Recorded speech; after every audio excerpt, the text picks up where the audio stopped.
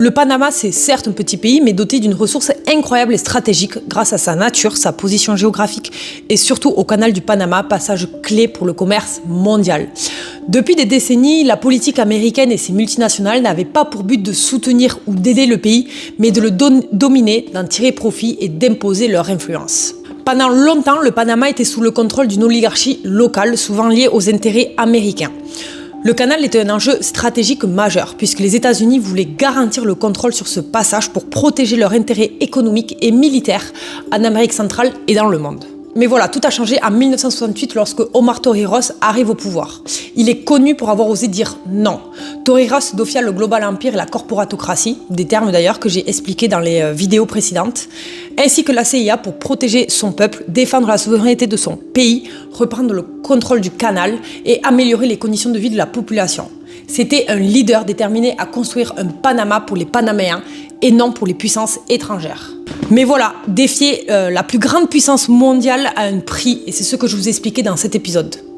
Bienvenue chez Socratie et aujourd'hui dans l'épisode numéro 5 de la série numéro 3, les dessous du capitalisme. Et mon objectif ici, c'est d'illustrer le travail d'un assassin financier, le fonctionnement de la corporatocratie et le mécanisme de la manipulation médiatique en prenant l'exemple le Panama et de son canal. Ce pays reste un cas fascinant et peu connu de l'histoire, mais qui révèle comment les grandes puissances peuvent exercer leur influence et comment un leader peut résister. Pour comprendre ce qui s'est passé, je te fais un rapide contexte historique. Longtemps sous la domination colombienne, le Panama devient officiellement indépendant en 1903. Mais cette indépendance est largement influencée par les États-Unis parce que eux, leur objectif, c'était de contrôler le canal qui est le passage stratégique pour le commerce mondial.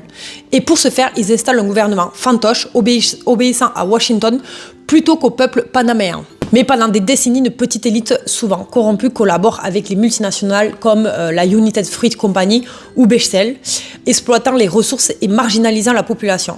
La CIA et les banques internationales dictent l'économie et la politique. Le Panama devient l'exemple parfait de la colonisation économique moderne. Mais voilà, Torrijos arrive au pouvoir et change la donne. Omar Torrijos, né dans une famille modeste à Santiago, il est formé à l'école militaire et il gravit rapidement les échelons de la garde nationale. Mais lui, Torrijos, n'est pas comme les autres hommes. Il descend dans les bidonvilles, parle aux ouvriers, aux paysans, aux chômeurs. Il rêve d'une Panama pour les Panaméens, pas pour les multinationales ou les banquiers américains. Il comprend que la souveraineté passe par le contrôle du canal et par la redistribution des richesses. Il s'attaque aux bases militaires américaines et négocie directement avec le président Jimmy Carter pour la restitution du canal. Mais voilà, pour les grandes puissances, Torrijos devient un obstacle. Les multinationales perdent le contrôle sur leurs profits, la CIA voit son influence menacée et les banques internationales ne peuvent pas exploiter le pays comme avant. Torrijos devient donc une cible. Sous son mandat, le Panama commence à se libérer économiquement et socialement. Routes, logements sociaux, écoles, énergie, un vrai programme pour le peuple. Mais pour l'empire global, c'est inacceptable. Derrière les sourires diplomatiques, l'empire agit dans l'ombre. Sabotage, pression financière et diplomatique. Tout est bon pour éliminer celui qui refuse de céder. Et durant son mandat, Torrijos a dû faire face à John Perkin, le célèbre assassin financier travaillant pour une grande multinationale. Le but de Perkin, il était très simple. Réaliser une étude économique avec des chiffres exagérés sur les besoins du pays pour proposer une dette colossale avec des taux d'intérêt exorbitants afin que le Panama devienne définitivement à la merci des États-Unis. Et ça pour toujours. Or, Torrijos connaissait parfaitement la stratégie bien établie des assassins financiers et refusa de soumettre son pays à cette forme de colonisation moderne par la dette. Il proposa donc une rencontre avec John Perkin pour trouver un arrangement. Conscient des méthodes destructives des multinationales, Torrijos négocia un contrat modulé pour protéger le Panama tout en gardant un pied dans la sphère américaine. Perkin lui-même, de plus en plus conscient que son travail détruisait des millions de vies et des paysages magnifiques, accepta l'arrangement, ensemble et réussirent à limiter l'emprise de l'économie sur le pays. Bref, on a bien compris, Torrijos a consacré toute sa vie à défendre la souveraineté du Panama et à empêcher que son peuple ne devienne un simple pion dans l'empire global. Mais cette détermination fit de lui une menace directe pour la CIA, les multinationales et les banques internationales. Mais voilà, le 31 juillet 1981, Omar Torrijos meurt dans un crash d'avion officiellement qualifié d'accident. Cependant, de nombreuses personnes soupçonnent fortement que c'est la CIA qui aurait orchestré sa mort en raison de sa volonté qui est jugée trop affirmée d'émanciper le Panama et de renforcer sa souveraineté face aux États-Unis, ce qui aurait inquiété Washington. Plusieurs témoins et historiens considèrent ainsi qu'il aurait été éliminé. À la mort de Torrijos, Manuel Noriega, ancien officier de la garde nationale, prend progressivement le pouvoir. Au début, il tente de poursuivre l'œuvre de Torrijos, mais il ne possède ni le charisme ni la légitimité populaire du leader disparu.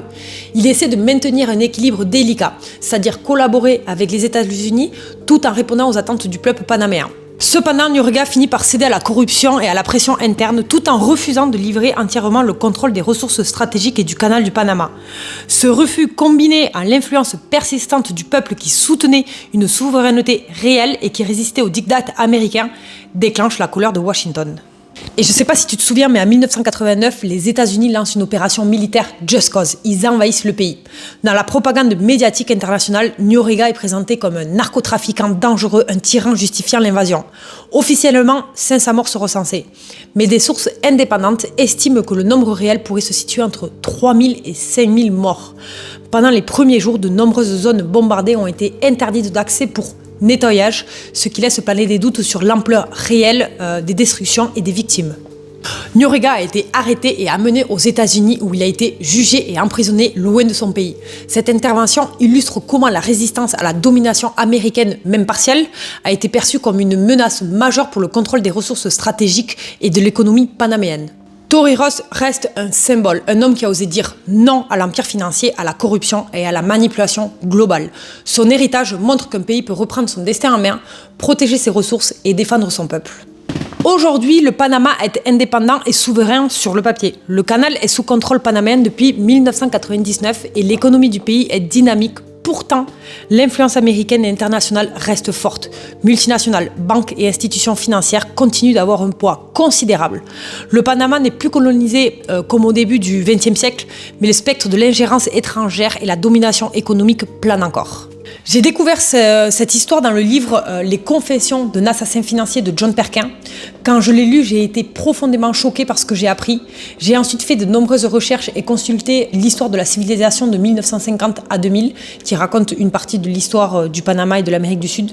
Bien sûr, l'histoire n'est jamais totalement objective. Elle dépend toujours de nos lectures, de nos valeurs et de nos perceptions.